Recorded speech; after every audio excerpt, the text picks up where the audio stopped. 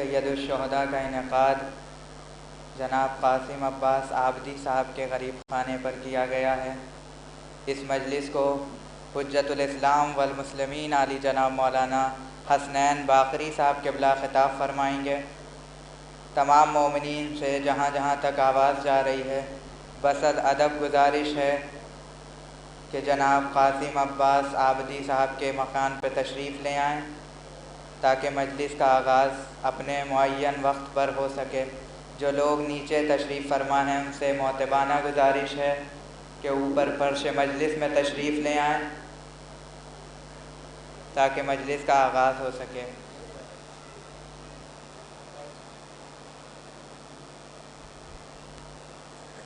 مجلس کا آغاز تلاوت کلام پاک سے ہونے جا رہا ہے۔ میں گزارش گزار ہوں جناب فیض عابدی صاحب کی بارگاہ میں کہ وہ آئیں اور کلام ربانی سے اس مجلس کا آغاز کریں۔ بر محمد و آل محمد صلوات۔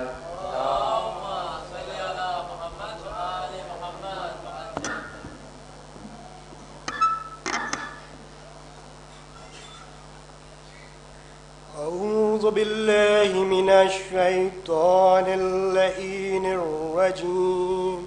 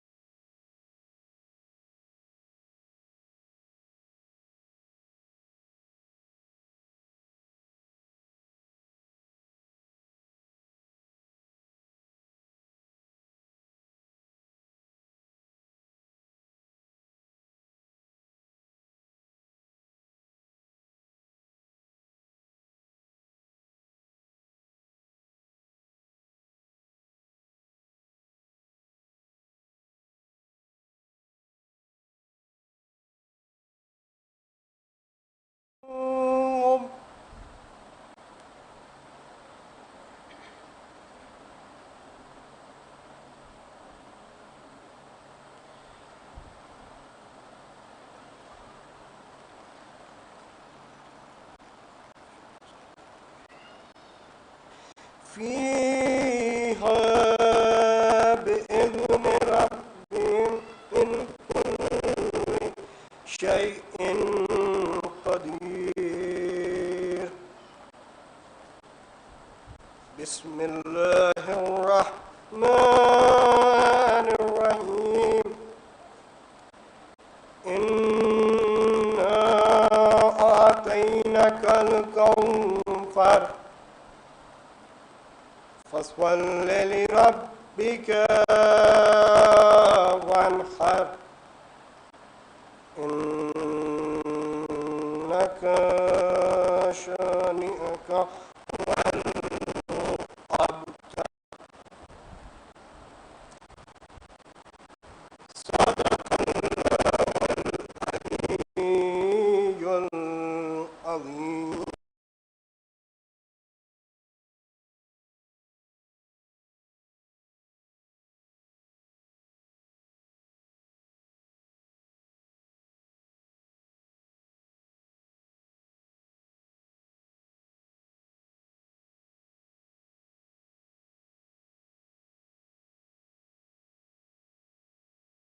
آج کی اس مجلس کا آغاز کر رہے تھے۔ گزارش گزار ہوں تمام مومنین سے جو باہر تشریف فرما ہیں کہ وہ فرش مجلس پر تشریف لے آئیں۔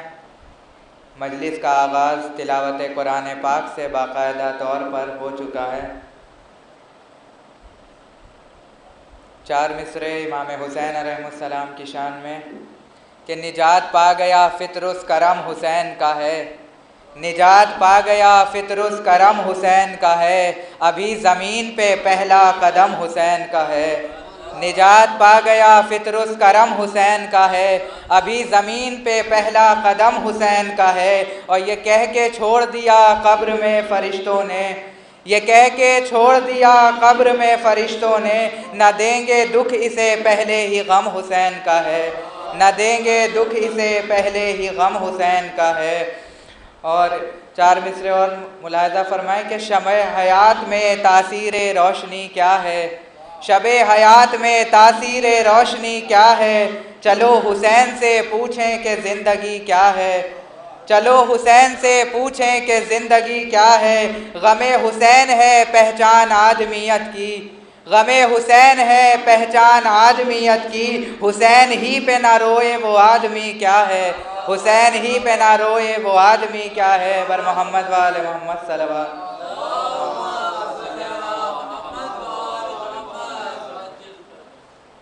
اب میں گزارش گزار ہوں سوس خان سے کہ وہ بارگاہ سید الشہداء میں سوس کے ذریعے سے اس مجلس کو پرنور بنائیں۔ آپ تمام مومنین سے گزارش ہے ایک مرتبہ نعرہ صلوات کے ساتھ ان کا استقبال کریں۔ بر محمد و آل محمد صلوات۔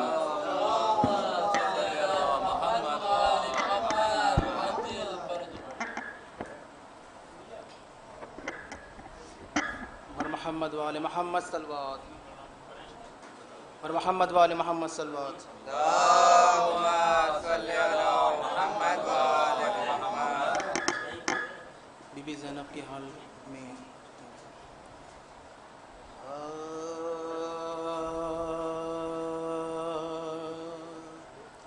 کہیں بطول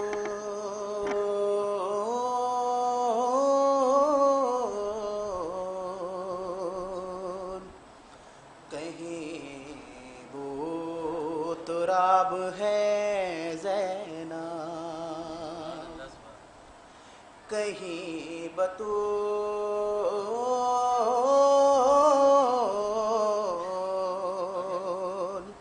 کہیں وہ تراب ہے زینب، جہان فکر کا ایک انقلاب ہے زینب، جہان فکر کا ایک انقلاب ہے زینب، اور حسینیات کو اندھیرے چھپا نہیں سکتے،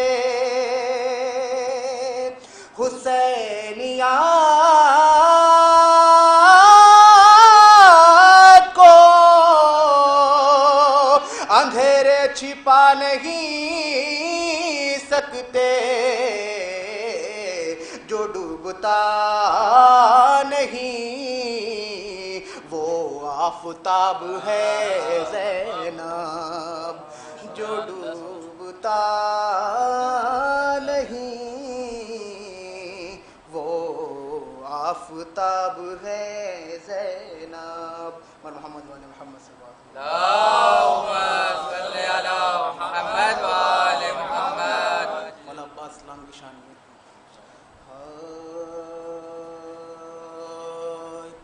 گھاٹ پر آ گیا جرار، خدا خیر کرے، گھاٹ پر آ گیا جرار، خدا خیر کرے، خدا خیر کرے، مثل زیغم ہوا رہوار، خدا خیر کرے، اور بھاگے یہ کہتے ہوئے سارے عدو کوفے سے، بھاگے یہ کہتے ہوئے سارے عدو کوفے سے، آ گئے حیدر کرار، خدا خیر کرے، آ گئے حیدر یار خدا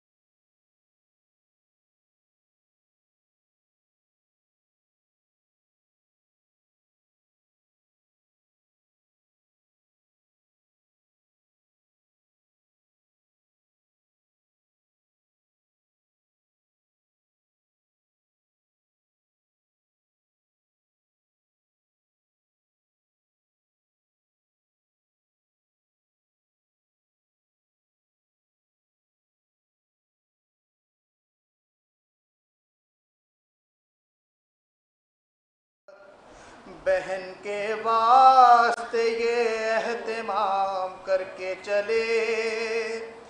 بہن کے واسطے یہ اہتمام کر کے چلے،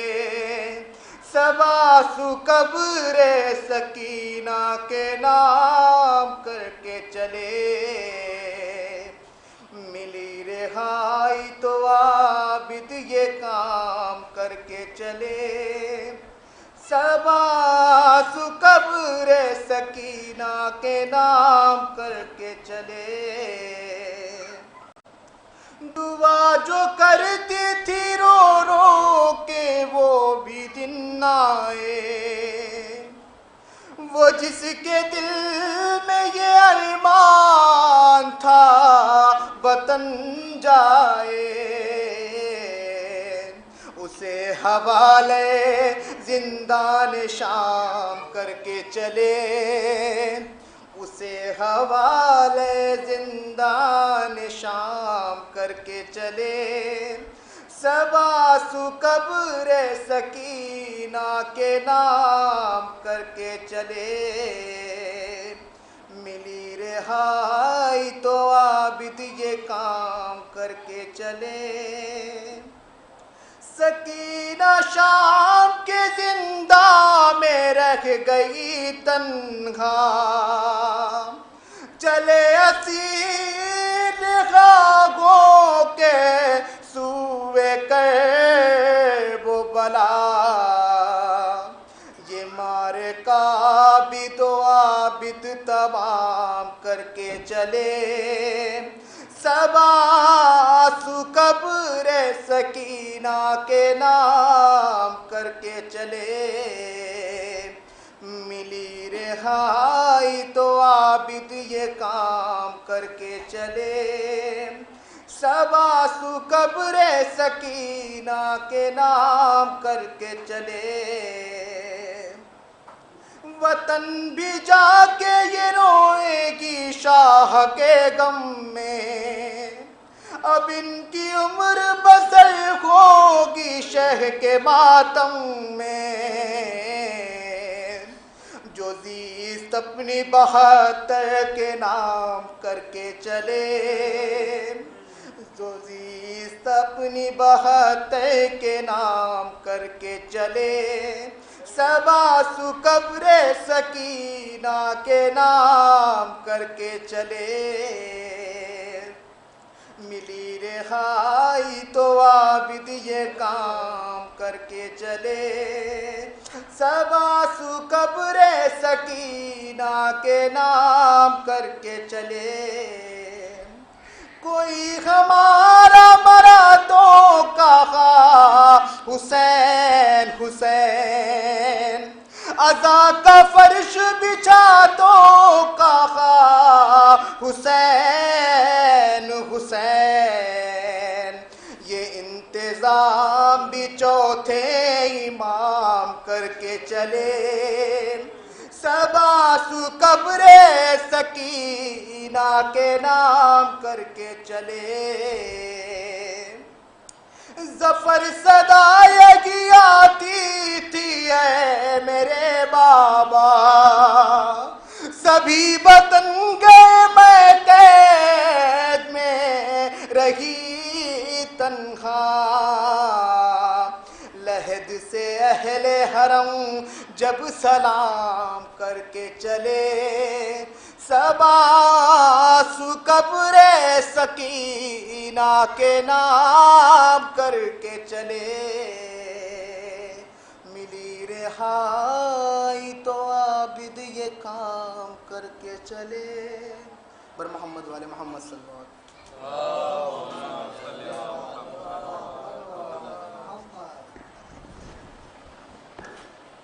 ابھی آپ سوز خان کے فرائض انجام دے رہے تھے، بہت پردرد آواز میں سوز خان ان کے فرائض انجام دے رہے تھے۔ ایک سلام کے چند اشعار ہیں کہ جب یہ لٹا ہوا قافلہ مدینے پہنچا تو مدینے پہنچنے کے بعد جب جناب زینب اپنے نانا کی قبر پر گئیں تو کیا بیان کرتی ہیں نانا سے، اس سلام میں سماعت فرمائیں گے۔ نانا تیری زینب لٹ کے آ گئی ہے، نانا تیری زینب لٹ کے آ گئی ہے، درباروں میں بازاروں میں تیرے دین کی آن بچا گئی ہے، نانا تیری زینب لٹ کے آ گئی ہے، یہ نیل رسن کے شانوں پر یہ خاک بلا میرے بالوں پر، نانا میری ہستی خاک بنا گئی ہے، نانا تیری زینب لٹ کے آ گئی ہے، نانا تیری زینب آ گئی ہے، نانا تیری زینب لٹ کے آ گئی ہے، حلقے جو پڑے ہیں آنکھوں میں خون روتی رہی ہوں راہوں میں، نانا اب آنکھ میری پتھرا گئی ہے، نانا تیری زینب لٹ کے آ گئی ہے، نانا تیری زینب آ گئی ہے، نانا تیری زینب لٹ کے آ گئی ہے، یہ خون کے چھیٹے چادر پر لپٹی تھی میں لاش اکبر پر، نانا ایک برچھی دل میرا کھا گئی ہے، نانا تیری زینب لٹ کے آ گئی ہے، یہ خون کے چھیٹے چادر پر لپٹی تھی میں لاش اکبر پر، نانا ایک برچھی دل میرا کھا گئی ہے، نانا تیری زینب آ گئی ہے، نانا تیری زینب لٹ کے آ گئی ہے۔ نیند آتی تھی نا جس بچی کو، کہتی تھی پھوپھی اب گھر کو چلو، نانا زندہ کی زمین اسے کھا گئی ہے، نانا تیری زینب لٹ کے آ گئی ہے، نانا تیری زینب آ گئی ہے، نانا تیری زینب لٹ کے آ گئی ہے۔ بر محمد وآل محمد صلوات۔ چار مصرے سماعت فرمائیں کہ تیری آواز کی آہٹ ہے جہاں تک زینب، تیری آواز کی آہٹ ہے جہاں تک زینب، ایک سناٹا سا چھایا ہے وہاں تک زینب، طالب بیعت فاسق کے فقط لب نہ سیے، کاٹ لی ہے تیرے خطبوں نے زباں تک زینب، کاٹ لی ہے تیرے خطبوں نے زباں تک زینب۔ گزارش گزاروں جناب فیض عابدی صاحب سے کہ وہ آئیں اور بارگاہ سید الشہداء میں نذران عقیدت پیش کریں بر محمد وآل محمد صلوات۔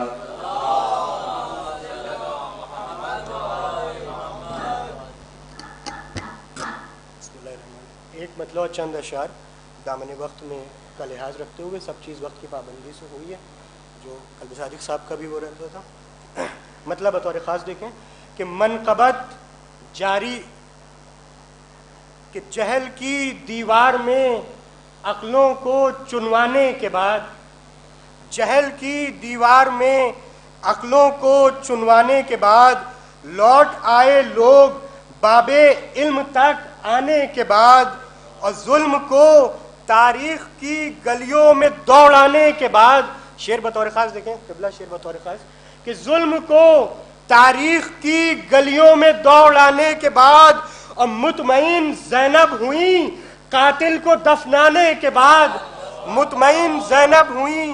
قاتل کو دفنانے کے بعد، اور مرحب خود سر نے ماں کے لاکھ سمجھانے کے بعد، مرحب خود سر نے ماں کے لاکھ سمجھانے کے بعد، بات سمجھی تو مگر مٹی میں مل جانے کے بعد، بات سمجھی تو مگر مٹی میں مل جانے کے بعد، اور رے کا ایک دانہ بھی مل پایا نہ ابن سعد کو، رے کا ایک دانہ بھی مل پایا نہ ابن سعد کو، بل بھی نکلا آخرش رسی کے جل جانے کے بعد۔ اور یہ ایک نعرے صلوات کا سہارا دیں۔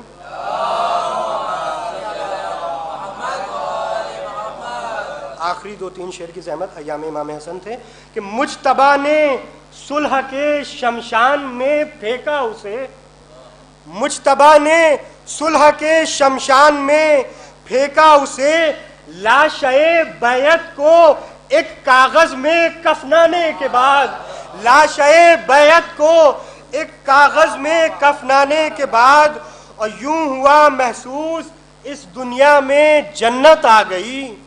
یوں ہوا علم مولا عباس سجا ہوا ہے کہ یوں ہوا محسوس اس دنیا میں جنت آ گئی، پرچم عباس کی ٹھنڈی ہوا آنے کے بعد، پرچم عباس کی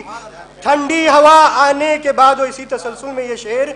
کہ اب کٹے شانوں سے ہی عباس کرتے ہیں مدد،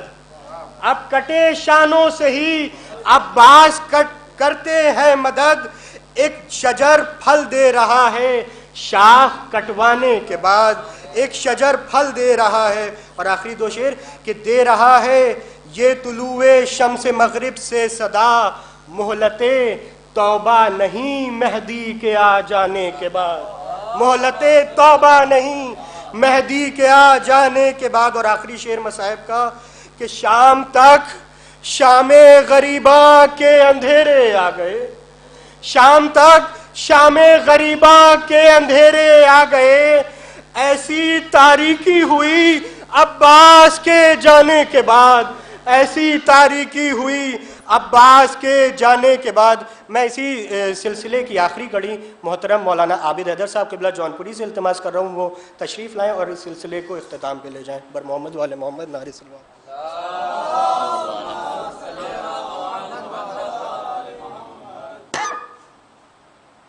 حضرات بہت جلدی کہ میں قبلہ تشریف لا چکے ہیں اور وقت کی پابندی جو ہے وہ سب سے اہم مسئلہ ہے ہماری قوم کے لیے، تو اس لیے بس اور ضروری بھی ہے کہ وہاں پر جو ہے وہ نام آ جائے کہ بھئی ہم نے بھی تھوڑا سا کچھ پڑھ دیا. صلوات پڑھیں محمد اور آل محمد.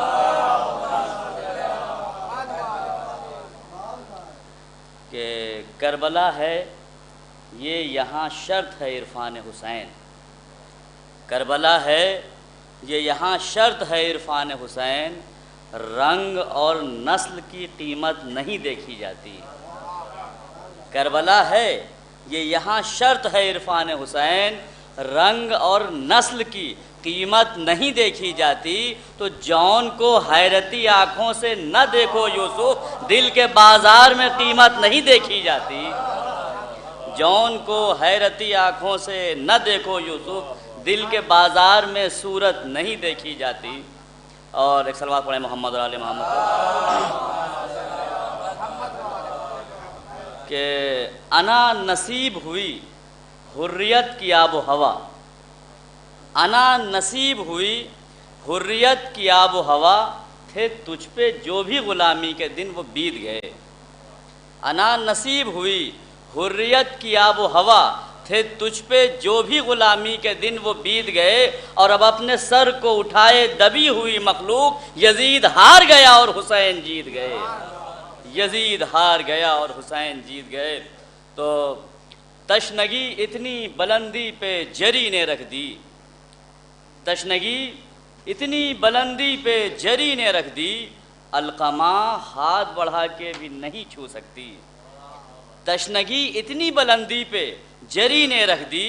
القمہ ہاتھ بڑھا کے بھی نہیں چھو سکتی. اور حوض کوثر پہ علمدار حکومت ہے تیری، موت پانی کی صدائے علتش نے لکھ دی. تشنگی اتنی بلندی پہ جری نے رکھ دی، القمہ ہاتھ بڑھا کے بھی نہیں چھو سکتی. حوض کوثر پہ علمدار حکومت ہے تیری، موت پانی کی صدائے علتش نے لکھ دی. تو جاویدانی ہے تیری پیاسی سکینہ اب تک، شرم سے آتا ہے پانی کو پسینہ اب تک. جاویدانی ہے تیری پیاسی سکینہ اب تک، شرم سے آتا ہے پانی کو پسینہ اب تک، شرم سے آتا ہے پانی کو پسینہ. ایک نعرہ صلوات. چند اشعار مولانا کے استقبال میں کہ کربلا انسانیت کی مستقل آواز ہے، کربلا انسانیت کی مستقل آواز ہے، کربلا سرتا قدم اعجاز ہی اعجاز ہے، کربلا تخلیق کرتی ہے حیات جاویدہ، کربلا کا ہمسر و ثانی زمانے میں کہاں. کربلا ہے آہ قلب زینب و کلثوم کی، کربلا آواز ہے ہر دور کے مظلوم کی، کربلا آواز ہے ہر دور کے مظلوم کی. گزارش گزاروں حجت الاسلام والمسلمین علی جناب مولانا حسنین باقری صاحب قبلہ کی بارگاہ میں کہ وہ آئیں اور اپنے پرنور بیان سے مومنین کے قلوب کو منور فرمائیں. بر محمد و آل محمد صلوات.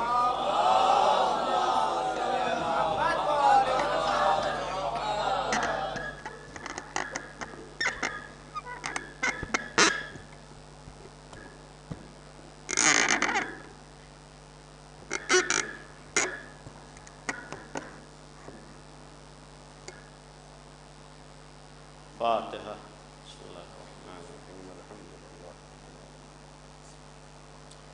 الرحمن الرحیم مالک یوم الدین. ایاک نعبد و ایاک نستعین. اهدنا الصراط المستقیم صراط الذین انعمت علیہم غیر المغضوب علیہم ولا الضالین. اعوذ باللہ السمیع العلیم من الشیطان الرجیم. بسم اللہ الرحمن الرحیم. الحمد للہ رب العالمین والصلاة والسلام على اشرف الانبیاء والمرسلین خاتم النبیین رحمت للعالمین ابی القاسم محمد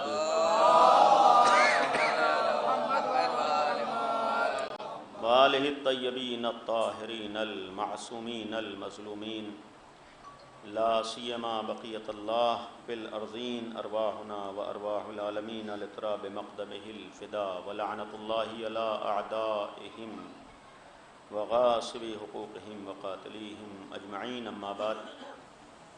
قال رسول اللہ صلی اللہ علیہ وآلہ وسلم حسین منی وانا من الحسین. صلوات پڑھے محمد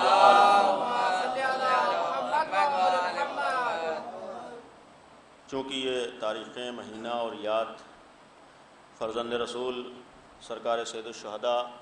حضرت امام حسین علیہ السلام سے متعلق ہے، اور ساتھ ہی ساتھ اس مہینے کا آغاز ہوا ہے. یہ بھی ختمی مرتبت پیغمبر اکرم حضرت محمد مصطفیٰ صلی اللہ علیہ وآلہ وسلم سے منسوب مہینہ ہے، ماہ رسالت ہے. لہذا جس حدیث کو آپ کے سامنے پیش کیا ہے مشہور حدیث ہے، لیکن اس حدیث کے پس منظر میں کچھ باتیں عرض کرنا ہے کہ تذکرہ کربلا کا ہے اور امام حسین کی قربانی کا ہے. اس امام حسین کی قربانی کا پس منظر کیا تھا، یا یہ کہا جائے کربلا کیوں وجود میں آئی، کربلا کے اسباب کیا تھے، اور حالات کس وجہ سے یہاں تک پہنچے کہ نبی کے نواسے نے اتنی بڑی قربانی پیش کی.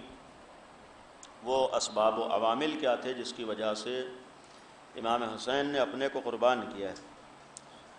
اور در حقیقت یہ حدیث جو بہت ہی مشہور حدیث ہے، یہ حدیث کربلا کی اہمیت کو بیان کر رہی ہے، کربلا کے اسباب و عوامل کو بھی پیش کر رہی ہے، اور ساتھ ہی ساتھ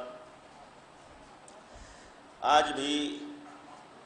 کربلا کو سمجھنے کا ایک راستہ یہ حدیث ہے، مشہور حدیث ہے حسین منی وانا من الحسین. صلوات پڑھے محمد و آل محمد. ایک اور صلوات پڑھ دی محمد. آگے تشریف لائیے، ادھر آئیے، آگے جگہ ہے، علماء ہیں، علماء کے احترام میں، اور آگے تشریف لے آئیے. بسم اللہ.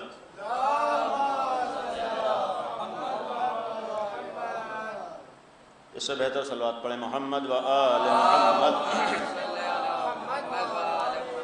جو حدیث بیان ہوئی حسین منی و انا من الحسین، یعنی حسین مجھ سے ہیں اور میں حسین سے ہوں،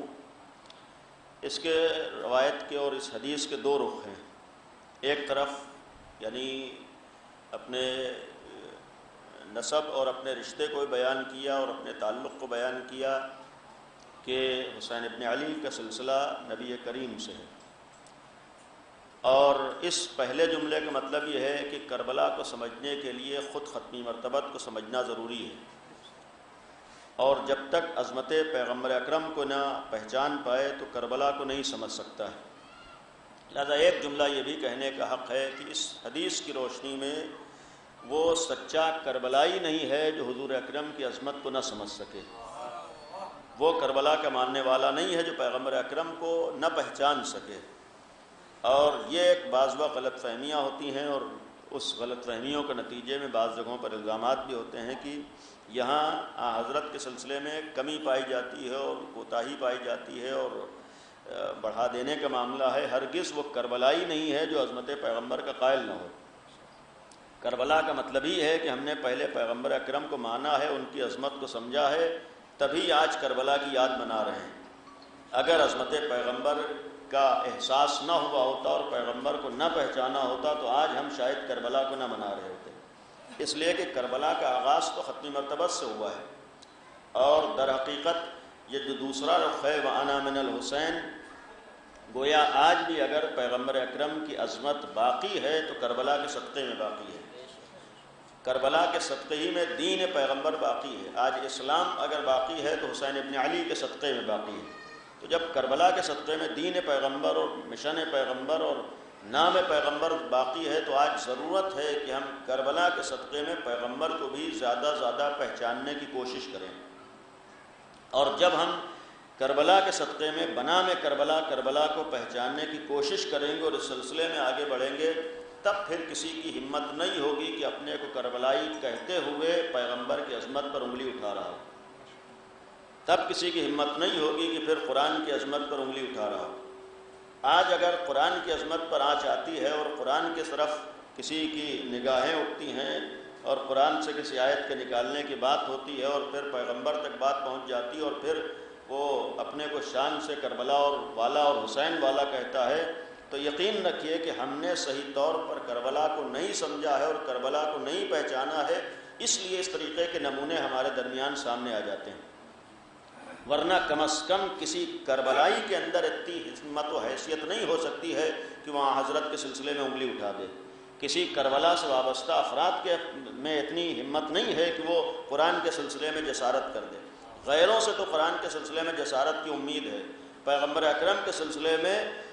لوگوں سے جسارت کی امید ہے، لیکن جو کربلا سے وابستہ ہو جائے، جو حسین ابن علی کے در پر آ جائے، جو امام علی کا ماننے والا ہو جائے، نہ تو وہ کربلا کے وابستہ ہونے کے ساتھ قرآن کی عظمت پر انگلی اٹھا سکتا ہے، نہ پیغمبر اکرم کی عظمت پر انگلی اٹھا سکتا ہے۔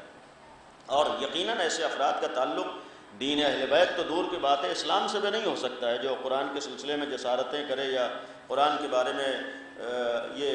نوبت آئے کہ فلاں آیت کو نکال لیا جائے یا اتنی آیتوں کو نکال دیا جائے اور پھر بات بڑھتے بڑھتے خود ختمی مرتبت تک آ جائے،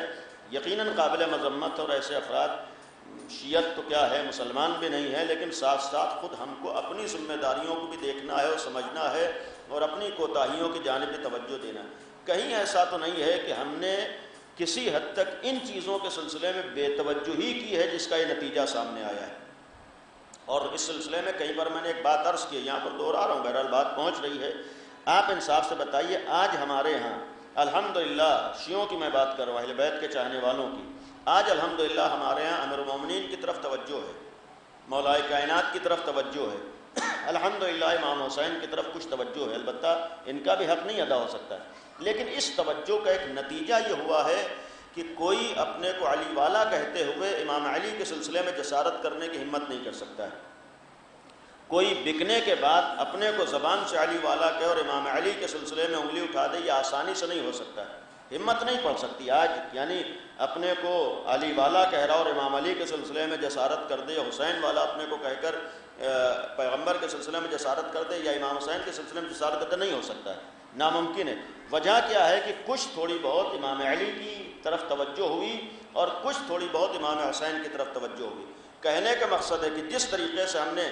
امام حسین کی طرف، امام علی کی طرف تھوڑی توجہ دی، جس کا ایک نتیجہ یہ ہے کہ اس دائرے میں آنے کے بعد پھر کسی میں ہمت نہیں ہوتی ہے کہ امام علی کے سلسلے میں کچھ کہہ دے یا امام حسین کے سلسلے میں کہہ دے۔ اگر اسی طریقے سے ہم نے قرآن اور پیغمبر کے سلسلے میں بھی توجہ دی ہوتی تو آج یہ نوبت نہ آتی کہ اپنے کو بے غیرتی و بے حیائی سے علی والا کہہ رہا ہو اور قرآن کے سلسلے میں جسارتیں کر رہا ہو، نہیں ہو سکتا تھا، ناممکن تھا کہ اپنے کو اہل بیت سے وابستہ کرنے کے بعد قرآن کے سلسلے میں۔ لہٰذا آج جب یہ پیغمبر سے منسوب مہینہ ہے، ہم سب کا ایک فریضہ ہے کہ پیغمبر کی عظمت کو سمجھیں، اور اس میں کوئی دو رائے نہیں ہے کہ آج ہمارے ہاں پہلے عظمت پیغمبر ہے پھر عظمت اہل بیت ہے، یعنی ہم پیغمبر سے اہل بیت تک آئے ہیں، یہاں کوئی بڑھانے گھٹانے کا معاملہ ہی نہیں ہے۔ اللہ کے بعد اگر کوئی ذات ہے ہمارے دین میں، وہ ختمی مرتبت کی ذات ہے۔ اللہ کے بعد ہم اگر کسی کو مانتے ہیں تو ختمی مرتبت کو مانتے ہیں۔ حضرت کے سلسلے میں کوتاہیاں اور کمیوں کا ہمارے ہاں کوئی معاملہ تصور نہیں ہو سکتا ہے، اس لیے کہ امام علی تک ہم پیغمبر کے ذریعے سے آئے ہیں۔ آج بھی اگر ہم صلوات پڑھتے ہیں تو پہلے پیغمبر پر پڑھتے ہیں، پھر آل پیغمبر پر پڑھتے ہیں، یعنی ظاہر سی بات ہے کہ اللہم صلی علی محمد و آل محمد،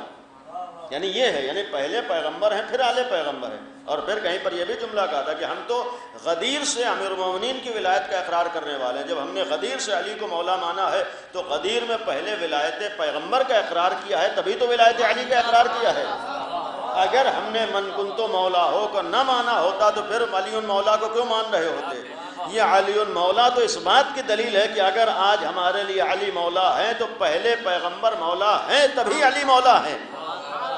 یعنی اگر ہم نے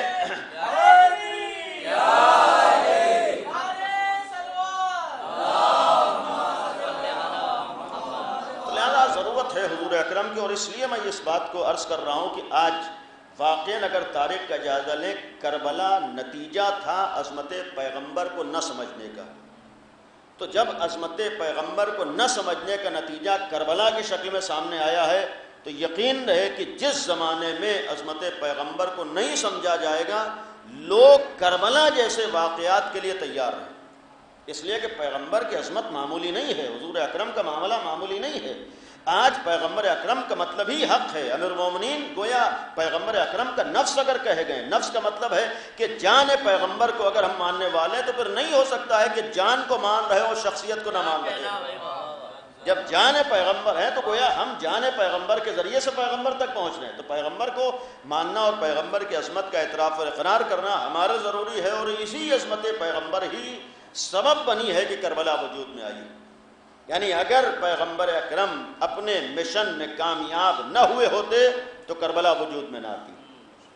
ابتدا سے اگر دیکھیں 40 سالہ سکوت ہے، 40 سال پیغمبر اکرم خاموش رہے اور 40 سال کے بعد اعلان رسالت ہو رہا ہے، اور یہ مرحلہ بھی قابل غور ہے کہ 40 سال بعد اعلان رسالت کا مطلب یہ تھا۔ آپ تمام اسباب کی جانب اگر توجہ دیں، ایک سبب سمجھ میں آتا ہے کہ 40 سال کیوں انتظار ہوا ہے، یہ 40 سال کے بعد اعلان رسالت کیوں ہو رہا ہے، پہلے ہی دن کیوں نہیں اعلان رسالت ہو گیا؟ یہ 40 سال کے بعد اعلان رسالت اس لیے ہوا ہے کہ پیغمبر کو کسی ساتھی کا انتظار تھا۔ یعنی تمام اسباب کی جانب اگر توجہ دی، جو سبب سمجھ میں آتے اور واقعاً سبب بن سکتا ہے وہ یہی ہے کہ ختمی مرتبت کو بھی کسی ساتھی کا انتظار تھا، تنہا دنیا میں آنے کا انتظار نہیں تھا بلکہ اس لائق ہو جانے کا انتظار تھا کہ چلنے پھرنے لگے۔ لہذا جب وہ ذات گرامی کعبے میں آئی ہے، ولادت ہوئی ہے اور اس کی عمر 10 سال ہو گئی، یعنی پیغمبر کے ساتھ چلنے کے لائق ہوا ہے، تب اعلان رسالت ہوا ہے۔ تو گویا یہی اعلان رسالت ہی لوگوں کے حلق سے نہیں اتر پایا، یعنی یہی مرحلہ کہہ دینا تو بہت آسان ہے کہ اعلان رسالت ہوا ہے، ہم رسول کے ماننے والے ہیں۔ اعلان رسالت کا تعلق بھی علی ابن ابی طالب کی ذات سے ہے، تو جسے علی ہضم نہیں ہوئے ہیں اسے اعلان رسالت بھی ہضم نہیں ہو سکتا ہے، اس لیے کہ معاملہ امیر المومنین کا وہیں سے جڑا ہوا ہے کہ علی کا انتظار ہوا ہے۔ آدمی یہی تو چڑھتا ہے کہ بھائی علی ہی کا انتظار ہونا تھا، کتنے لوگ آ چکے تھے، کسی کو سریہ نہیں بنایا گیا، کسی کو سہارا نہیں بنایا گیا، علی کا انتظار ہوا ہے۔ جب علی دنیا میں آ گئے اور 10 سال کے ہو گئے تب اعلان رسالت ہو رہا ہے۔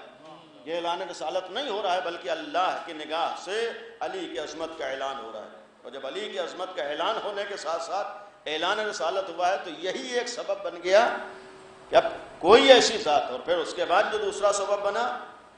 کہ پھر پیغمبر آگے بڑھے اور اعلان رسالت شروع کیا۔ لوگوں نے سوچا کہ اکیلے ہیں، لیکن ایک سپورٹر بھی آ گیا، ایک ساتھ دینے والا بھی آ گیا، ایک طاقت بھی ساتھ میں ہو گئی۔ وہ طاقت کوئی اور نہیں ہے بلکہ علی کے باپ ہے، یعنی وہ طاقت کوئی اور نہیں ہے، علی ابن ابی طالب کے باپ ہیں۔ اور یہ بھی ایک حقیقت ہے کہ علی کا باپ، آج معمولاً بہت سے افراد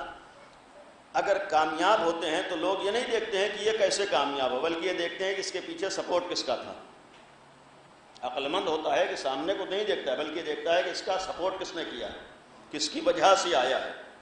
اور انسان جو شعور و بصیرت رکھتا ہے وہ صرف نگاہوں میں آئی ہوئی چیزوں کو نہیں دیکھتا ہے بلکہ اس کے پیچھے اسباب کیا ہیں انہیں بھی دیکھتا ہے، اور جب تک اسباب کو نہ دیکھا جائے کسی بھی باطل سے اپنے کو بچا لینا آسان نہیں ہوتا ہے۔ زبان سے مخالفت کر دینا تو آسان ہوتا ہے، لیکن بغیر اسباب کو پہچانے ہوئے اپنے کو نقصانات سے بچانا آسان نہیں ہوتا ہے۔ ضرورت ہوتی ہے کہ انسان اسباب کو دیکھے کہ اسباب کیا تھے، کون سی چیز سبب بنی ہے۔ کبھی کبھی معاملہ 1-2 آدمی اور 1-2 سال اور 1-2 دن کا نہیں ہوتا ہے، بلکہ کبھی کبھی معاملہ سینکڑوں سال کے منصوبے اور پلاننگ کا ہوتا ہے۔ کچھ چیزیں جب ہم اپنی نگاہوں سے دیکھتے ہیں، وہ چیزیں اگر واقعاً جا کر تحقیق کریں، آج بظاہر بعض چیزیں جو ہمارے سامنے آ رہی ہیں یہ 2-3 افراد یا کچھ سال کا معاملہ نہیں، یہ سینکڑوں سال کے منصوبے ہیں جو آج ظاہر ہو رہے ہیں، آج پلاننگ ہے جو ظاہر ہو رہی ہے۔ جب سینکڑوں سال کے منصوبے سامنے آ رہے ہیں تو اس منصوبے کا مقابلہ آسانی سے نہیں ہو سکتا ہے۔ جب تک منصوبے اور پلاننگ نہ ہو تب تک انسان اپنے کو نقصان سے بچا نہیں سکتا۔ تو کبھی کبھی یہ دیکھا جاتا ہے پس منظر میں کیا ہے۔ تو پیغمبر اکرم کی مشن کی کامیابی کا بظاہر بہت بڑا راز جناب ابو طالب تھے،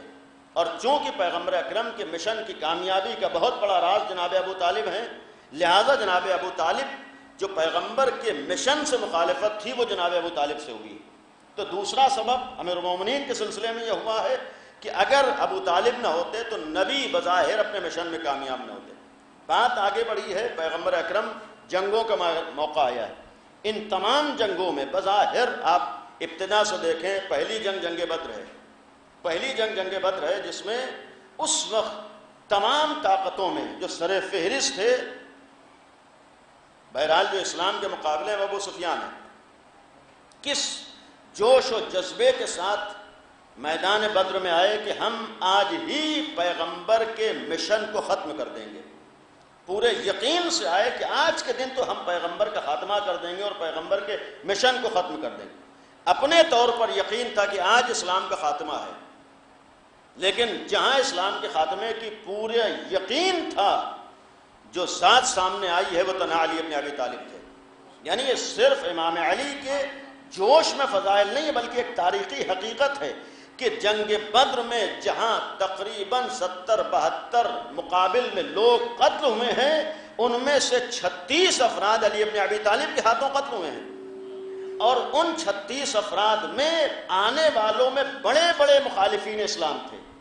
یہ جو نوبت کربلا تک پہنچی ہے، معمولی نوبت کربلا تک نہیں پہنچی ہے، یوں ہی یزید سامنے نہیں آیا ہے. یزید اگر اس حد تک آگے بڑھا ہے تو اس کے اسباب کیا تھے وہ میں عرض کر رہا ہوں. آج اگر یزید کی یہ ہمت ہوئی ہے کہ نواسہ نبی کے مقابلے پر آ جائے، یزید کی یہ ہمت ہوئی ہے کہ حسین ابن علی کو قتل کر دے، اس کے اسباب معمولی اسباب نہیں تھے، مختلف اسباب سبب بنے ہیں کہ نوبت کربلا تک پہنچی. اور اگر مختلف اسباب سبب بنے ہیں کربلا تک نوبت آنے کے، تو یقین رہے کہ جہاں جہاں وہ اسباب دہرائے جاتے رہیں گے ایسے حالات سامنے آتے رہیں گے. کربلا کی یاد کا مطلب صرف یہ نہیں ہوتا ہے کہ ایک واقعہ ہو گیا ہے اسی کو ہم یاد کرتے رہیں. کربلا کی یاد کا مطلب یہ بھی ہوتا ہے فرش عذاب پر بیٹھ کر اس بات کا عہد کرنا ہے کہ پھر دوبارہ ایسے حالات سامنے نہیں آ سکتے. فرش عذاب پر بیٹھ کر اس بات کا عہد ہوتا ہے کہ جو ہمارا فریضہ ہے ہم اس فریضے کو ادا کرنے کے لیے تیار ہیں. یعنی کربلا کا مطلب، عزاداری کا مطلب رسم و رواج کی ادائیگی نہیں ہے، بلکہ ایک فریضے اور ذمہ داری کی ادائیگی ہوتی ہے. عزاداری کا مطلب یہ نہیں ہے کہ ایک کام ہمارے بزرگوں سے ہوتا چلا آ رہا ہے لہٰذا ہم اسے کر رہے ہیں، نہیں، ہرگز معاملہ نہیں ہے. عزاداری کا مطلب یہ ہوتا ہے کہ ہر سال، ہر دور اور ہر دن ہمیں اس بات کا عہد کرنا ہوتا ہے کہ ہمارا فریضہ کیا ہے، ہماری ذمہ داری کیا ہے، ایسے ماحول میں ہمیں کرنا کیا ہے، یہاں بیٹھ کے ہمیں سیکھنا ہے اور پھر جا کر اپنے وظیفے کو ادا کرنا ہے. اور اگر وظیفے کو ادا کرنا ہے تو جب تک ہم عزاداری کر کے اپنے وظیفے کو سمجھ کے ادا نہ کر پائیں، نہ تو ہم نے عزاداری کو سمجھا ہے، نہ عزاداری کا حق ادا کیا ہے. عزاداری کو سمجھ کر اس کا حق اسی وقت ادا ہو سکتا ہے کہ خود ہمیں یہ تو معلوم ہو پائے کہ ہمارا فریضہ کیا ہے، ہماری ذمہ داری کیا ہے، اور پھر خالی معلوم نہ ہو بلکہ ہم اس فریضے کو ادا بھی کر سکتے ہوں. اور کربلا اس لیے بھی ہے کہ کبھی کبھی ہوتا ہے کہ ہم کیسے اس کام کو انجام دے سکتے ہیں. حسین ابن علی نے ناممکن و ممکن بنا کر پیغام دیا ہے کہ جہاں پر اللہ پر بھروسہ ہو اور اپنا مشن نگاہوں میں ہو، وہاں انسان ناممکن کو ممکن بنا دیتا ہے. اس لیے کہ حسین ابن علی کی بارگاہ میں ناممکن کوئی چیز ہو یہ نہیں ہو سکتا. اپنے مشن کو دیکھا جاتا ہے، اپنے مقصد کو دیکھا جاتا ہے. اور جہاں اسباب ایسے سامنے آتے ہیں تو ایک سبب یہ بھی تھا کہ پھر پیغمبر اکرم کامیاب ہوئے اور نوبت جنگوں تک آئی. اور یہ بھی عرض کرتا چلوں کہ جنگوں میں کسی بھی جنگ میں پیغمبر نے آغاز اور ابتدا نہیں کی. یہ بھی ایک کمال ہے کہ کسی بھی جنگ میں پیغمبر نے آغاز اور ابتدا نہیں کی، بلکہ یا تو معاہدہ توڑا گیا ہے تب پیغمبر نکلے ہیں، یا دشمن مقابل پر آیا ہے تب پیغمبر اکرم نکلے ہیں، ورنہ کسی بھی جنگ میں پیغمبر نے آغاز اور ابتدا نہیں کی. اور دوسرا کمال یہ ہے کہ تمام جنگوں میں پیغمبر اکرم نے خود تلوار بھی نہیں اٹھائی ہے کہ کسی کو غلط فہمی ہو کہ پیغمبر نے اسلام تلوار سے پھیلایا ہے، یعنی اس ذات گرامی کے ہاتھوں میں تلوار بھی نہیں آئی ہے. یہ ایک غلط فہمی ہے کہ پیغمبر کا اسلام کیسے، پیغمبر اکرم کا اسلام سے اور پھر جنگوں سے کوئی تعلق نہیں تھا اسلام کے پھیلنے میں. در حقیقت اسی اسلامی مشن کو روکنے کے لیے جنگیں کھڑی کی گئی تھی اور اس میں شکست ہوئی. اور جب جس کے ہاتھ شکست ہوئی ہے تو اب ساری دشمنی اسی ذات سے ہوگی. اب اگر پیغمبر اکرم بظاہر سامنے ہیں لیکن سبب کون بن رہا ہے؟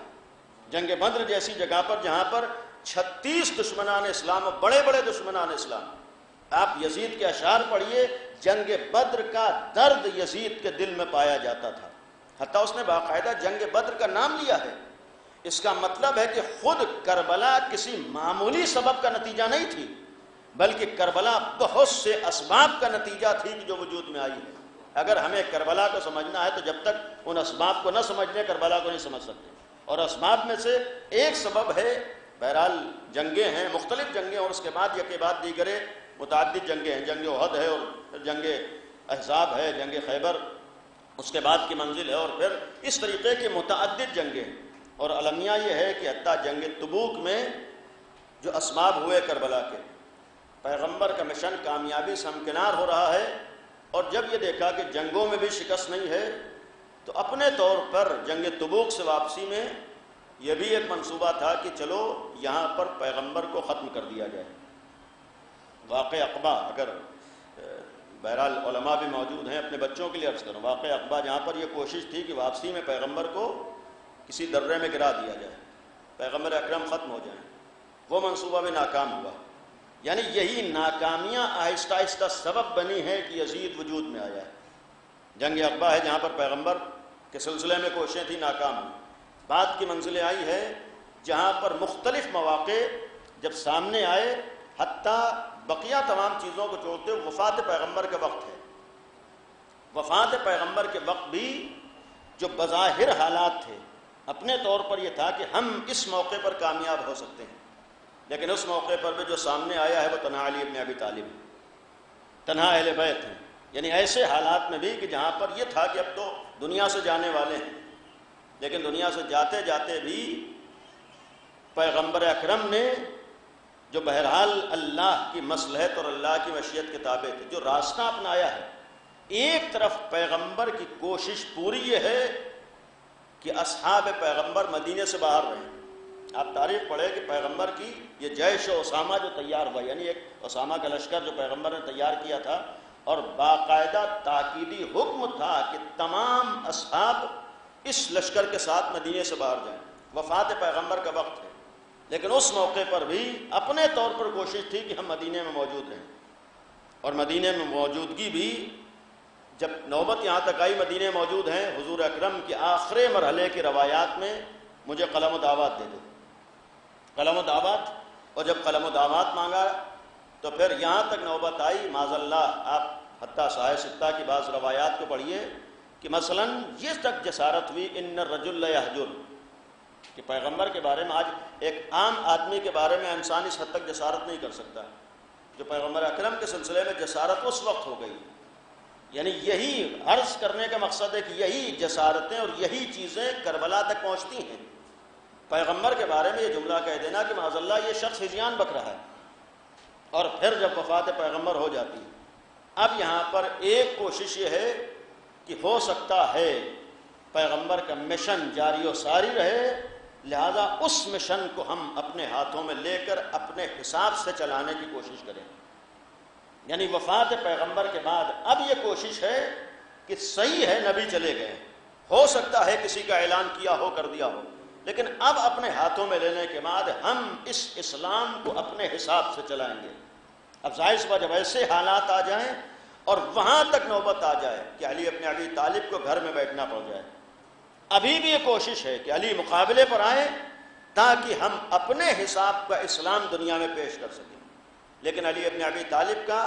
یہ احسان ہے امت مسلمہ کے اوپر اور اسلام کے اوپر کہ اس وقت جب پیغمبر کی آنکھ بند ہوئی، علی تلوار اٹھا سکتے تھے اور اپنا ظاہری حق لے سکتے تھے، لیکن علی نے یہ اسلام پر احسان کیا کہ تلوار کو نہ اٹھا کر دشمنان اسلام کو ان کی کوششوں میں ناکام کر کے اسلام کو زندہ و باقی کر دیا ہے۔ یہ صرف کربلا ہی میں حسین نے اسلام کو زندہ نہیں رکھا ہے، بلکہ پہلے مرحلے پہ وفات پیغمبر کے بعد یہ علی نے قربانیاں دے کر اسلام کو بچایا ہے۔ یہ معمولی مرحلہ نہیں تھا اور معمولی امتحان نہیں تھا، مولا کائنات کا یہ امتحان صرف اس لیے تھا کہ اسلام زندہ رہے، ورنہ اپنے حساب سے کوشش تھی کہ اس اسلام کو ہم تبدیل کر دیں اور اس اسلام کو ہم اپنے رخ سے اور اپنے حساب سے موڑ دیں۔ اور یہاں پر آنے کے بعد جب امام علی کا یہ کردار ہمارے سامنے ہے کہ حالات کا مقابلہ کرنے میں امام علی نے اپنے مشن کو دیکھا ہے، یہ نہیں دیکھا ہے کہ سامنے کون ہے۔ امام علی نے حالات کا مقابلہ کرنے میں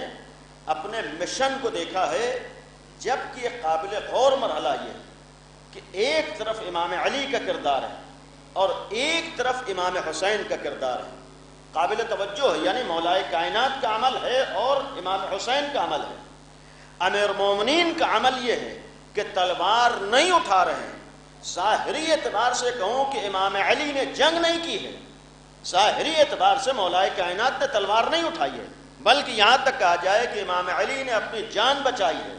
بظاہر جو میں عرض کرنا چاہ رہا ہوں، یعنی امام علی کا کردار وفات پیغمبر کے بعد تلوار نہیں اٹھا رہے ہیں، ورنہ صاف صاف تھا کہ اگر تلوار اٹھاتا ہوں تو جنگ ہوتی ہے، یعنی امیر مومنین نے اپنے کو جنگ سے بچایا ہے۔ اور پھر یہی ہمارا کہنا ہے کہ اسلام کا معاملہ، لیکن 50 سال کے عرصے کے بعد وہی مرحلہ امام حسین کے سامنے آتا ہے۔ امام حسین اسی عمل کے لیے تلوار اٹھاتے ہیں،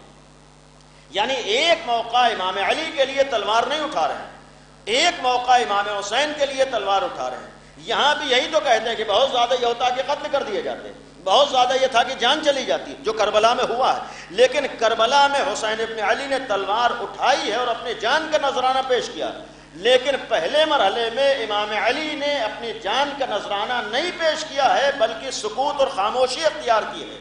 امام علی نے تلوار نہیں اٹھائی ہے۔ ہم یہ نہیں کہہ سکتے ہیں کہ یہاں پر کردار میں تضاد پایا جاتا ہے، ہم یہ نہیں کہہ سکتے ہیں کہ عمل میں اختلاف پایا جاتا ہے، ہم یہ نہیں کہہ سکتے ہیں کہ انہوں نے اپنے حساب سے عمل کیا، انہوں نے اپنے حساب سے عمل کیا۔ نہیں، یہ ماننا پڑے گا کہ علی کا کردار بھی حق ہے، علی کا عمل بھی حق ہے، اور حسین ابن علی کا عمل بھی حق ہے۔ جب دونوں عمل حق ہیں اور امام علی تلوار نہیں اٹھا رہے ہیں اور حسین ابن علی تلوار اٹھا کر اپنے جان دے رہے ہیں، یہ دو کردار ہمارے سامنے ایک بہت بڑا درس اور پیغام ہے کہ صحیح حق کا ماننے والا اسی کو کہا جاتا ہے جو صرف جذبات میں آ کے کوئی کام نہیں کرتا ہے بلکہ اپنے مشن کو دیکھتا ہے۔ اگر مشن کے لیے اسے خاموشی اختیار کرنا پڑے تو حقیقی حقدار اسی کو کہا جاتا ہے کہ خاموشی اختیار کر کے اپنے مشن کو بچا لیتا ہے، اور اگر مشن کو بچانے کے لیے زبان کھولنا پڑے تو اپنی زبان کے ذریعے سے مشن کو بچاتا ہے۔ صرف حق کا ماننے والا اسے نہیں کہا جاتا ہے کہ ہر زمانے میں ایک جیسا کام کرتا ہے،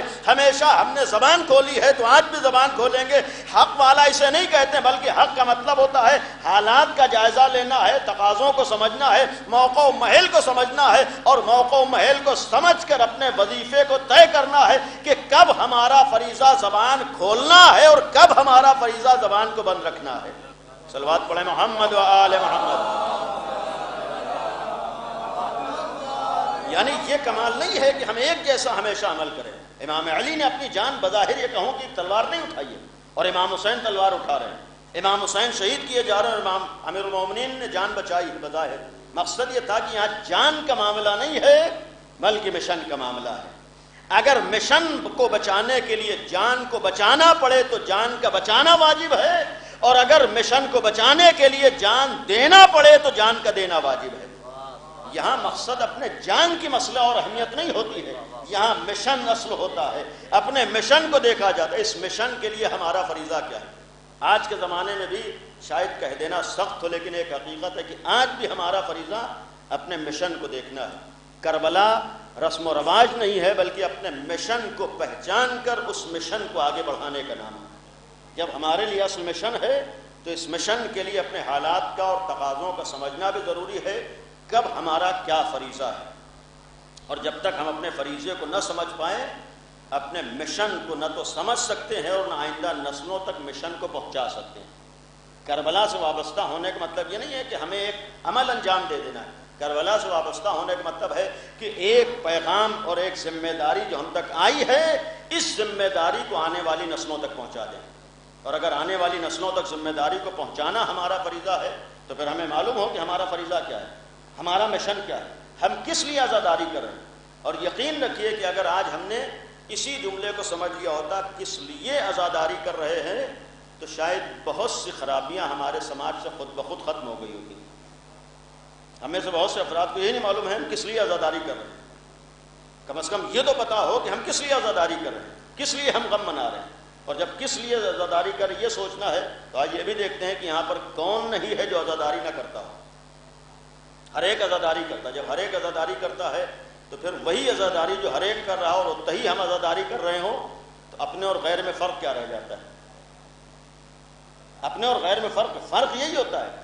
غیر آ کر عزاداری کرتا ہے یہ سوچ کے نہیں کرتا ہے ہم کس لیے عزاداری کر رہے ہیں، اس کے جذبات کہتے ہیں، اس کی عقیدت کہتی ہے، اس کی محبت کہتی ہے، وہ دیکھ کے عزاداری کر لیتا، سب کر رہے ہیں لہذا وہ بھی کر رہا ہے، سب کو دیکھتے ہوئے کہیں دیکھا ہے پھر وہی کر لیتا ہے،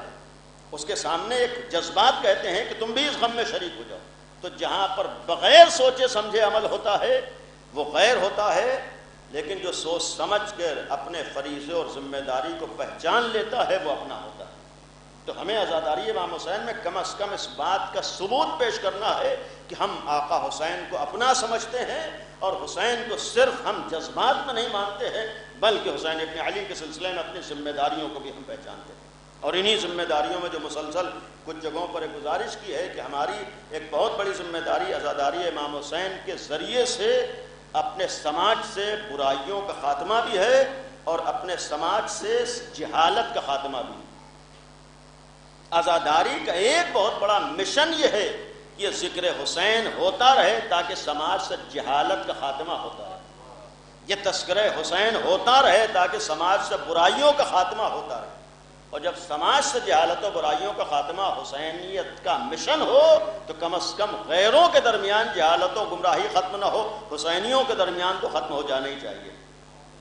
اور اگر حسینیوں کے درمیان 1400 سال کے بعد بھی عزاداری ہونے کے بعد جہالت اور گمراہی باقی رہے تو اس کا مطلب ہم نے عزاداری کو رسم و رواج تو سمجھا ہے، ہم ذمہ داری اور فریضہ نہیں سمجھ پائے، اس لیے کہ اگر ہم نے عزاداری کو ذمہ داری اور فریضہ سمجھ لیا ہوتا تو یہ 2-2.5 مہینے اتنی زیادہ مجلسیں کم نہیں ہوتی ہیں، کبھی تو بیٹھ کے سوچتے کہ اتنے گھنٹے جو ہم نے مجلس میں دیے ہیں اس کا رزلٹ ہمارے سماج میں کتنا ظاہر ہوا ہے۔ اس کثرت سے جو ہم نے میں اپنے لیے جو پڑھی ہیں مجلسیں تو کیا قوم کو دیا ہے، آج ہمارے قوم تک کیا پہنچا ہے، آج تو نہ ہم سوچنے پہ تیار ہیں کہ ہم نے قوم کو دیا کیا ہے، اور نہ شاید بعض جگہوں پر قوم یہ سوچنے پر تیار ہے کہ ممبر پر بٹھا کر ہم نے حاصل کیا کیا ہے۔ آج تو یہ بھی ہوتا ہے کہ ہم نے کیا حاصل کیا ہے ہمیں خود نہیں پتا ہے۔ آج ایک بہت بڑی غلط فہمی جو بعض لوگوں کے ذہنوں میں ہے کہ ہم تو مجلس اس لیے کرتے ہیں کہ ہمیں ثواب مل جائے۔ آج بہت سے لوگوں سے پوچھے بھائی مجلس میں کیوں جا رہے ہو، پوری پوری رات شب بیداری کیوں کر رہے ہو، اتنا روپیہ کیوں خرچ کرو، ثواب مل جائے گا۔ بھائی ثواب کے لیے ساری چیزیں نہیں ہوتی، سب سے بڑی غلط فہمی بعض لوگوں کے ذہنوں میں یہی ہے کہ ہم سمجھتے ہیں کام ثواب کے لیے، ہرگز ثواب کے لیے نہیں ہوتا، اس لیے کہ ان کاموں کا مقصد ثواب نہیں ہے، ثواب ہمارے لیے ذریعہ ہے، مقصد کچھ اور تھا، ہم مقصد کو بھول گئے اور اسی ثواب کو سب کچھ سمجھ رکھا تو اسی ثواب کے دائرے میں گھوم کے آج رہ جاتے ہیں۔ اگر ہمیں معلوم ہوتا کہ ہمارا ثواب سے بڑھ کر کچھ اور مقصد ہے تو وہ مقصد بھی ہمارے سماج میں ظاہر ہو رہا ہوتا، اور جب مقصد ظاہر ہو رہا ہوتا تو پھر یہ بھی ایک جملہ کہنے کا حق ہے کہ پھر جب اس عزائے امام حسین کو جہالت و گمراہی کے خاتمے کا ذریعہ بنایا گیا ہے کہ اس کے ذریعے سے دنیا سے جہالت بھی ختم ہو اور گمراہی بھی ختم ہو، تو ایک پہلو جس کے اوپر ہم یہ بھی توجہ دیتے کہ ممبر پر وہ افراد آئیں جو جہالت کا خاتمہ بھی کر سکیں اور گمراہی کا خاتمہ بھی کر سکیں، اور وہی افراد جہالت و گمراہی کا خاتمہ کر سکتے ہیں کہ پہلے ان کی ذات سے جہالت ختم ہو اور گمراہی ختم ہو، اس لیے کہ جب تک ہمارے اندر جہالت و گمراہی رہے گی آسان نہیں ہے کہ ہم سماج سے جہالت و گمراہی کو ختم کر دیں۔ یہ بھی ایک قابل غور پہلو، پھر یہی یقیناً یہ بھی ہوتا ہے کہ پھر اہل رہ جاتے ہیں اور نااہل ہمارے جیسے ممبر پہ آتے ہیں۔ آج واقعاً قابل علمیہ ہے، قابل غور ہے کہ آج ہمارے کتنے ایسے اہل ہوتے ہیں جنہیں ہم بھول جاتے ہیں کہ وہ بھی کسی لائق ہیں، چونکہ مجلس میں معمولاً ہم یہ سوچتے ہیں کہ ہماری مجلس کیسی ہوئی، اکثر یہ ہوتا ہے کتنی چلی ہو، کتنے % کامیاب ہوئی، یعنی کامیابی کا معیار ہمارے ہاں یہ ہوتا ہے کہ کتنی زیادہ تعریف ہوئی اور کتنا زیادہ لوگ خوش ہوئے اور کتنا زیادہ لوگوں نے پسند کیا اور کتنا زیادہ نعرے لگے، اور چونکہ کامیابی کا ایک معیار یہی ہے تو پھر بعض جگہوں پر یہ ہوتا ہے کہ پھر ایسا خطیب و ذاکر ہو جو مجلس کو چلا لے جائے۔ اگر اس کے بجائے ہم نے سوچا ہوتا کہ نہیں مجلس کا مطلب ہے کون امام حسین کو خوش کر لے گا، کس سے جناب سیدہ راضی ہوں گی، کون حسینی مشن کو دنیا تک پہنچانے میں کامیاب ہو سکے گا،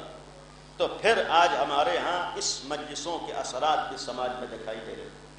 اور یہ معمولی پلیٹ فارم نہیں ہے۔ آج دنیا کی کسی قوم کو ایسا پلیٹ فارم نصیب نہیں ہے جو دنیا تک اپنے پیغام کو پہنچا سکے جو حسینیت کی شکل میں ہمارے پاس موجود ہے۔ ایسا عظیم و شان پلیٹ فارم ہونے کے بعد آج یقین رکھیے کہ ہمارے ہاں جو کوتاہیاں ہیں، ہمارے ہاں کمیاں ہیں، اور اس ایسے عظیم و پلیٹ فارم کے ہوتے ہوئے اگر کمیاں ہیں تو یہ قابل افسوس ہے۔ 1-2 سال نہیں بلکہ لکھنؤ جیسے شہر میں جہاں ایک دن میں کئی 100 مجلسیں ہو جاتی ہیں،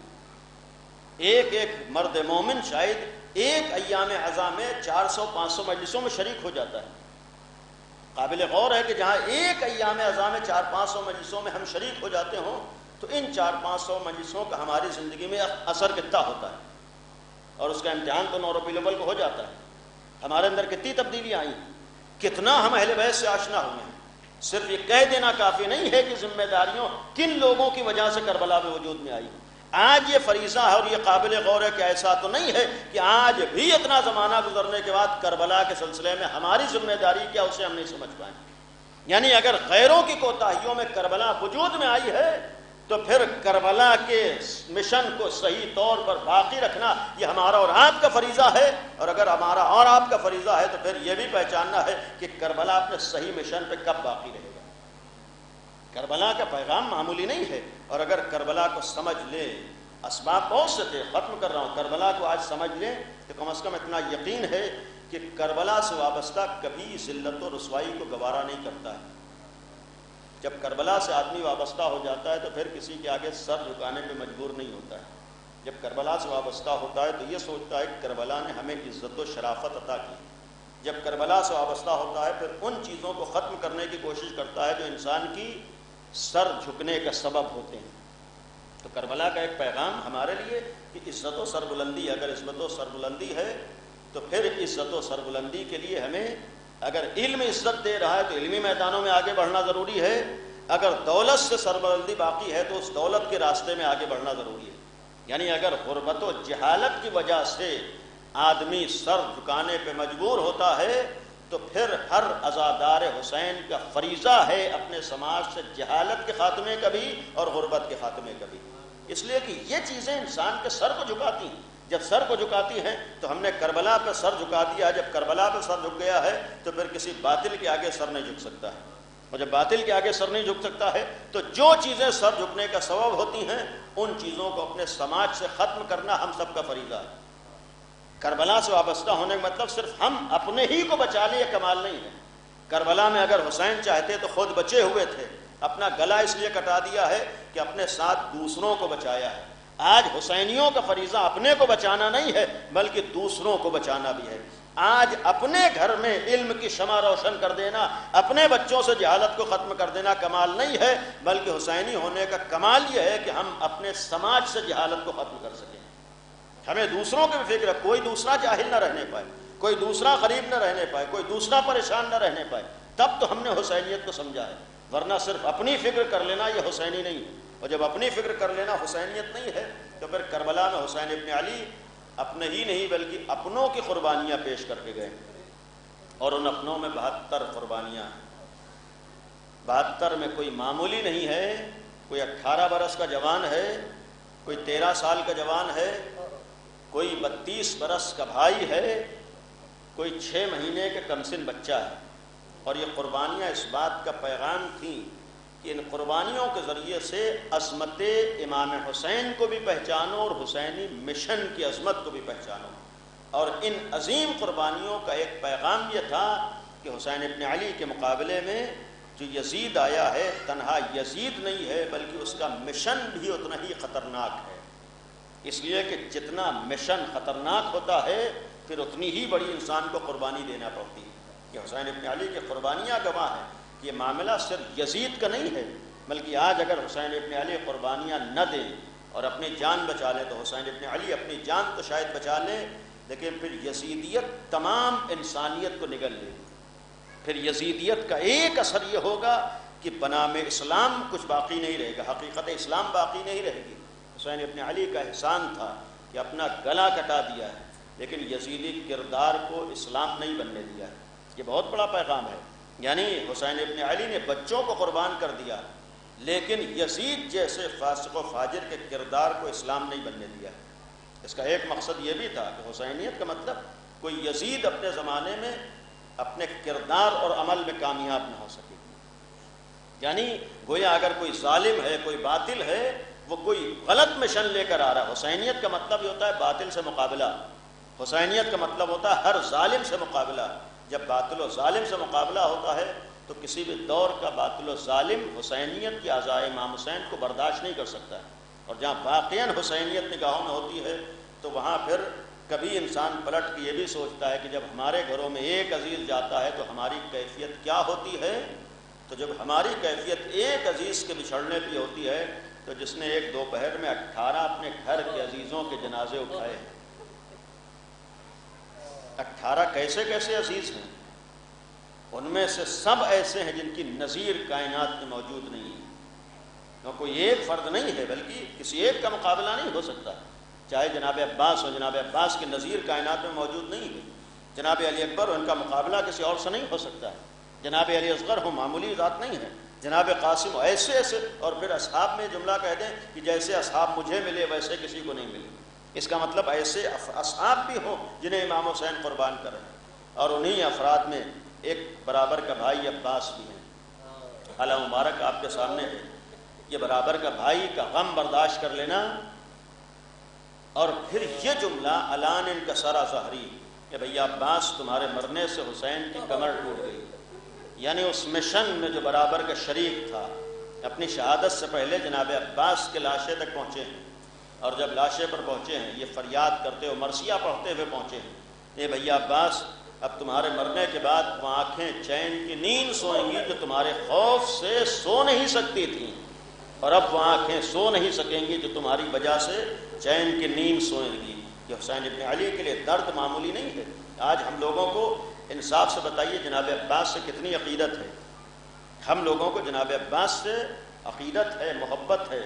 جب جناب عباس کی شہادت کا تذکرہ ہوتا ہے تو ہم سب غمزدہ ہوتے ہیں، متاثر ہوتے ہیں، آنکھوں سے آنسو آ جاتے ہیں۔ ایک لمحے کے لیے بھی آقا حسین کے دل سے پوچھئے کہ جب عباس جیسے بھائی نے جملہ کہا ہے آقا میری مدد کو آئیے، تو حسین کے دل پہ کیا گزری ہے۔ اور پھر انسانی فطرت یہ ہوتی ہے کہ جو ایک غم کے بعد مسلسل غم اٹھا رہا ہو اور پھر اس مرحلے تک پہنچ جائے، یعنی جناب عباس تک جو نوبت آئی ہے اچانک نہیں آئی ہے، پہلا غم نہیں ہے، پہلی شہادت نہیں ہے، بلکہ صبح سے اپنے عزیزوں اپنے اصحاب کی لاشیں اٹھانے کے بعد جناب اون محمد کا لاشا اٹھا چکے ہیں، جناب قاسم کا پامال شدہ لاشا اٹھا چکے ہیں، بنی ہاشم کے جوانوں کے لاشوں کو لا چکے ہیں، جو اپنے جگر کے ٹکڑوں کو لاشوں کو لا چکا ہے وہ عباس جیسے بھائی کے لاشے پہ جا رہا ہے۔ یعنی آپ تصور کیجئے جو اپنے عزیزوں کے لاشوں کو اٹھانے کے بعد ایک دو زخم نہیں ہے اور معمولی زخم نہیں ہے، اور اس کے بعد عباس جیسے بھائی کے لاشے پر پہنچے ہیں، اور جس وقت پہنچے ہیں ابھی رمق موجود ہے، حیات موجود ہے، زندگی موجود ہے۔ جب سرہانے پہنچے ہیں اس وقت ایک جملہ بھی کہا تھا، جناب عباس نے فرمایا آقا ایک آخری لمحے میں وصیت ہے، بھیا عباس کہو۔ آقا مشہور یہی ہے، فرمایا کہ آقا میرے لاشے کو خیمے میں نہ لے جائیے گا۔ بھیا عباس کیوں وصیت کر رہے ہو؟ یہی تو کہا ہوگا مولا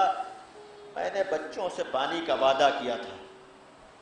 اور بچے پیاس میں منتظر ہیں کہ میرا چچا پانی لا رہا ہوگا، یعنی یہ بھی ایک وفاداری کا ثبوت تھا کہ اگر بچوں سے پانی کا وعدہ کیا ہے تو اب عباس خیمے میں جانا گوارا نہیں کر رہے، چچا میرے لاشے کو خیمے میں نہ لے جائیے گا۔ اور عزیزو یہ معمولی وصیت نہیں ہے، یہ ذرا آقا حسین کے دل سے پوچھئے کہ جس مولا نے صبح سے ہر ایک کے لاشے کو خیمے تک پہنچایا ہے، کوئی بھی شہید گھوڑے سے گرا ہے، مقتل میں آیا ہے، سرزمین پہ پہنچا ہے تو امام حسین نے اس کے لاشے کو مقتل سے اٹھا کر خیمے تک پہنچا دیا ہے، کسی غلام کے لاشے کو مولا نے نہیں چھوڑا۔ آپ سوچئے کہ جس امام نے تمام لاشوں کو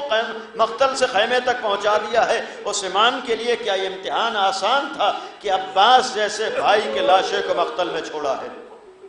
وصیت کی تھی اور پھر اس وصیت کی بنیاد پر جناب عباس کا لاشا مقتل میں رہا، اور اس کا ایک سبب کوئی بعید نہیں ہے یہ بھی رہا ہو کہ جناب عباس کو معلوم تھا کہ مولا حسین نے تمام لاشیں خیمے میں پہنچا دیے ہیں، تمام لاشیں خیموں تک پہنچ گئے ہیں، آقا کریم ہے، کسی غلام کے لاشے کو بھی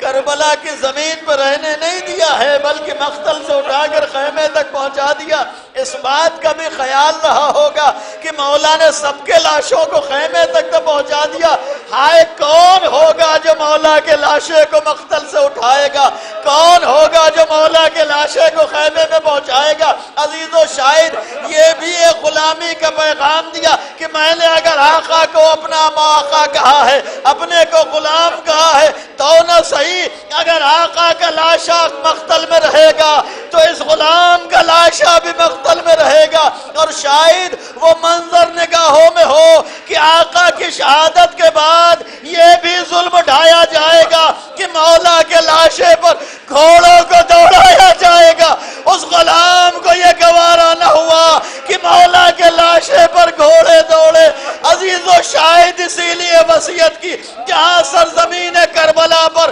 مقتل میں آقا کا لاشا ہو، وہیں پر غلام کا لاشا بھی ہو۔ اس وصیت کے بعد بس ختم کیا ہے۔ مولا حسین کے دل پہ کیا گزری ہے؟ آقا حسین نے جناب عباس کے لاشے کو فرات کے کنارے چھوڑا ہے، اور پھر ایک علم کو لے کر چلے۔ علم مبارک آپ کے سامنے، بس آخری جملہ ہے جناب امام حسین۔ اب ایک لمحے کے لیے تصور کیجئے کہ اگر کہیں پر مثلا جناب سکینہ آپ کی نگاہوں کے سامنے پیاسی ہیں، اور ایک بچی نہیں بلکہ بہت سے بچے پیاسے ہیں، اور جب جناب عباس مشق لے کر چلے ہیں تو یہ جناب عباس کو بھی معلوم ہے اور امام حسین کو بھی معلوم ہے کہ بچوں کو یقین ہو گیا تھا کہ اب ہمیں پیاسا نہیں رہنا پڑے گا۔ یعنی جناب عباس کے مقتل میں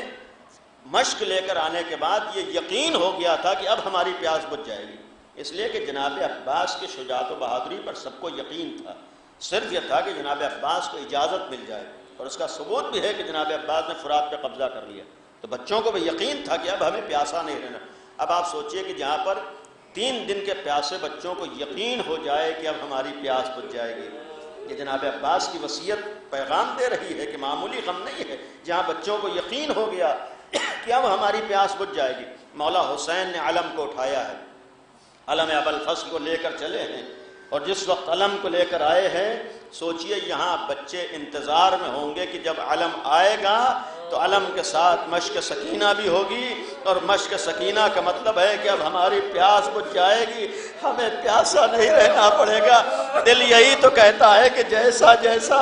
علم قریب آیا ہوگا، بچوں کے دل کو ڈھارس ہوئی ہوگی کہ اب ہماری پیاس بجھ جائے گی۔ سکینہ یہی تو کہہ رہی ہوں گی، اے بچوں گھبرانا نہیں، اب تمہیں پیاسا نہیں رہنا پڑے گا، اب میرا غازی پانی لا رہا۔ جب علم نزدیک آیا ہے، یقین تھا کہ پانی آ رہا ہوگا، لیکن عجیب و غریب منظر نگاہوں کے سامنے علم غازی عباس کے ہاتھوں میں نہیں ہے، مولا حسین کے ہاتھوں میں۔ سکینہ دوڑ کے لپٹ گئی، بس یہی تو کہا ہوگا، اے بابا چچا عباس کو بلا دو، میں پانی کا شکوہ نہیں کروں گی، میں پیاسی اور رہنا برداشت کر لوں گی، اے بابا میرے غازی کو۔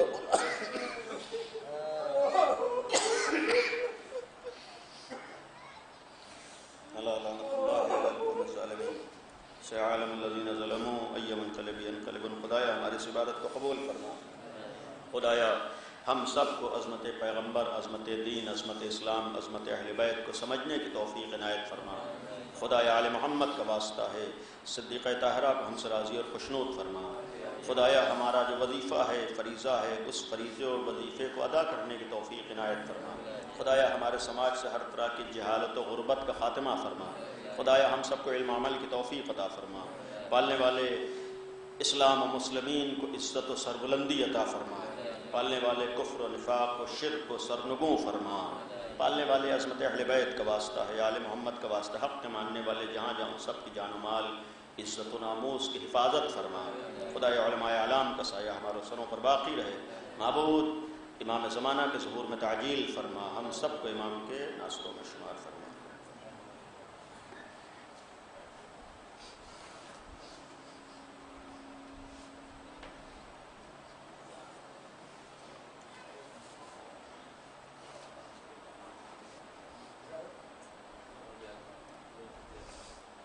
السلام علیک یا ابا عبداللہ، السلام علیک یا ابن رسول اللہ۔ الله السلام عليك وعلى جدك وأبيك وعلى أمك وأخيك وعلى المستشهدين معك